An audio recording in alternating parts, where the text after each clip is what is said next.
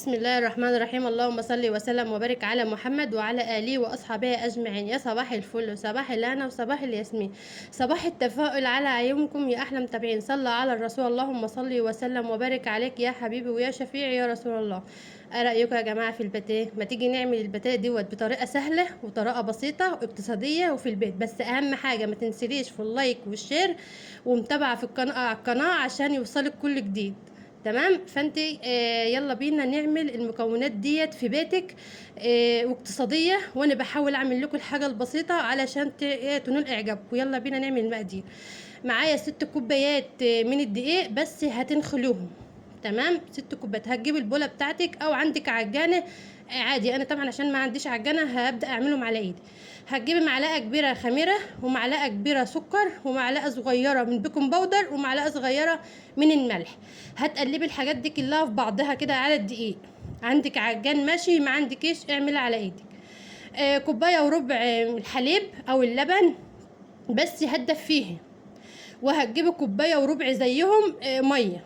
تمام. وهتنزلي واحده واحده علشان الدقيق بتاعك ما يخنكيش ويبقى سايب منك. لا، انا عايزاه سايب، بس مش بالدرجه اللي يبقى سايب قوي. تمام. هتبداي بقى تعجني، بس انا كده هعجن بايدي، يعني كده لميت اهوت وهعجن بايدي. تمام كده يا جماعه. اهم حاجه تصلي على الرسول، وما تنسنيش في اللايك والشير وتفعلي لي الجرس عشان يوصلك كل جديد. انا كده حطيت اعتبر حطيت كوبايه ميه. انا ما حطيتش العجين بتاعي خد كوبايه ميه، بس الربع بقى الكوبايه ما خدهاش التانية. يعني هي المفروض احط كوبايه وربع حليب وكوبايه وربع ميه، لا الدقيق بتاعي خد كوبايه وربع حليب وخد كوبايه ميه بس. تمام كده. هتقعدي تعجني فيها كده بقى شمال في يمين بقى، وحطي بقى كل حاجه فيها وكده. هتجيبي معلقتين خل، اللي انا حطيتهم دولت معلقتين خل. ده بلاي الخل بيخليهولك هاشش وجميل قوي. هتجيبي رشه بقى من الدقيق كده على الرخامه بتاعتك، وهتبداي برضو اللي انت هتعجني وتلمي فيها. هتفضلي تعجني وتلمي تعجني وتلمي لما يوصل معاكي لا عجينه حلوه متماسكه، هي مش ملزقه قوي بس متماسكه. تمام كده اهي. هتجيب البوله بتاعتك بقى وهتحط فيها شويه من الزيت، وهتبداي اللي انت تحطي العجينه بتاعتك وهتقلبيها على وشها تاني تعكها يعني زيت. وهتغطيها، عندك فوطه غطيها، عندك ورق استرتش هتغطيها لما تخمر او تترفع معاكي. تمام كده. بعد كده هتجيبي معلقتين من الزبده او القشطه او السمنه البلدي المتاح عندك، بس ابعدي عن السمنه. هتحطي معلقتين 3 من الدقيق عليهم، او 3 معالق من الدقيق على السمنه بتاعتك. وهتبداي اللي انت تقلبيها كده لما تشرب الدقيق، وهتسيبها في جنب. انا كده العجينه بتاعتي بسم الله ما شاء الله اللهم بارك خمرت اهيت او اترفعت. هبدا اللي انا هقسمها ليه، هعمل حلو وحادق في البتاع بتاعي، هعمله حلو وحادق. متاح عندك البتاع دي تحطي الطعم اللي انت عايزاه، الطعم اللي انت حباه حطيه. انا كده قعدت اغبس فيها كده او شوف بسم الله ما شاء الله. عندك بقى النشابه، عندك الفراده. سمك العجينه بتاعتك مش عايزاها لا رقيقه قوي ولا تخينه قوي، انا عايزاها شفت عامل زي الفطير، بس الفطير برضو بيبقى رقيقه، لا انا عايزه السمك بتاعها حلو. هتجيبي بقى السكينه بتاعتك كده، وهتبداي اللي انت تفتحي فتحه من هنا وفتحه من هنا، وهتسيبي الوسطانيه متماسكه. تمام. هتسيبي الحته اللي هي الوسطانيه ديت متماسكه، هتفتحي كده زي ما انت شايفاها كده بالظبط. هتجيبي بقى السمنه والدقيق اللي احنا عملناهم على بعض، او الزبده اللي انت حباها، سمنه بلدي او زبده، يعني افضل يعني في الاكله دي، في البتات دي يعني. هتعملي بقى تانية شمال في تانية يمين، وهتبدأي اللي انتوا تحطوهم على بعض كده نفس زي ما انا عامله كده بالظبط. اهي هتحطي شمال على يمين، وهتبدأي اللي انتوا تحطيها على بعضها كده اهي. اهيت بسم الله ما شاء الله اللهم بارك. تبقى طالعه معاكي مورقه وجميله. ديت برضو هسيبها على جنب بقى تخمر، وهجيب التانية اعملها نفس ما انا عملت كده. شوف انا عملت الاولانيه ازاي، هتعملي التانية زيها.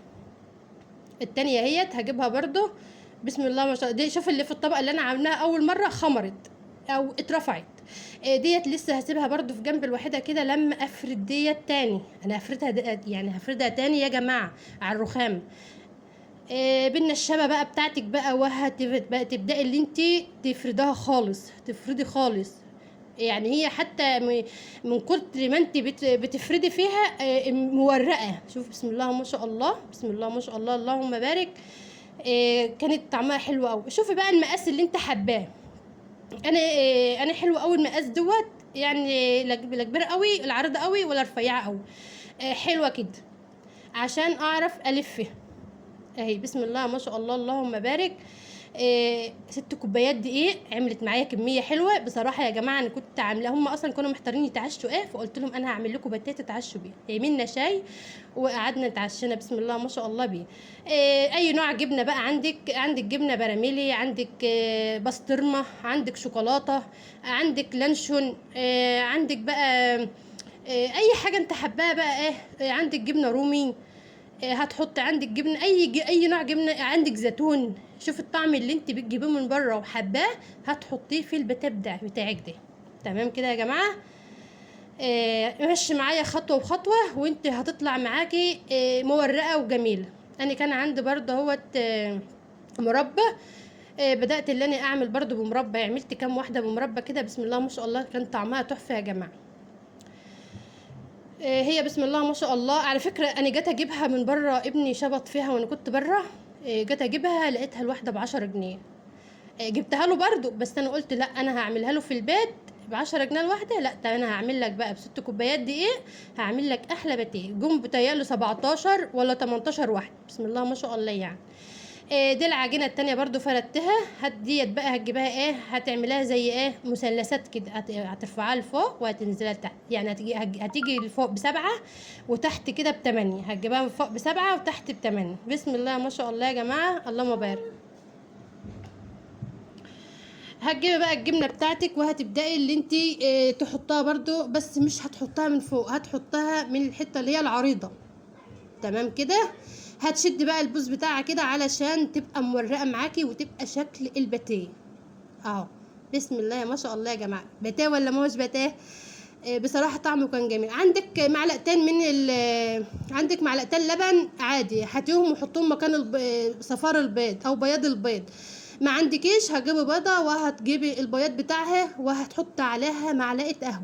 معلقه قهوه، ايوه معلقه قهوه من اللي احنا بنشربها كده. حطيت معلقه قهوه هتدنك تخلطي فيها كده لما المطه بتاعت البيضه تروح. لو عندك معلقتين من اللبن مش هتحط دي، بس انا ما كانش عندي لبن كان خلص. فهتبداي اللي انت تدهني بقى. وانت بتدهني ما توقعيش على الصينيه عشان ما تحرقش الباتيه بتاعك منك. الفرن يا جماعه لازما يكون واطي علشان سخنيه الاول خالص وقومي حطاه في قلب وحاطه الصينيه بتاعتك في الفرن. ليه؟ عشان طبعا الباتيه بتاعك يستوي ما يبقاش عجين. انت طبعا دلوقتي بسم الله ما شاء الله شوف شكله عامل ازاي يا جماعه، تحفه يا جماعه. بسم الله ما شاء الله طعمه حكايه.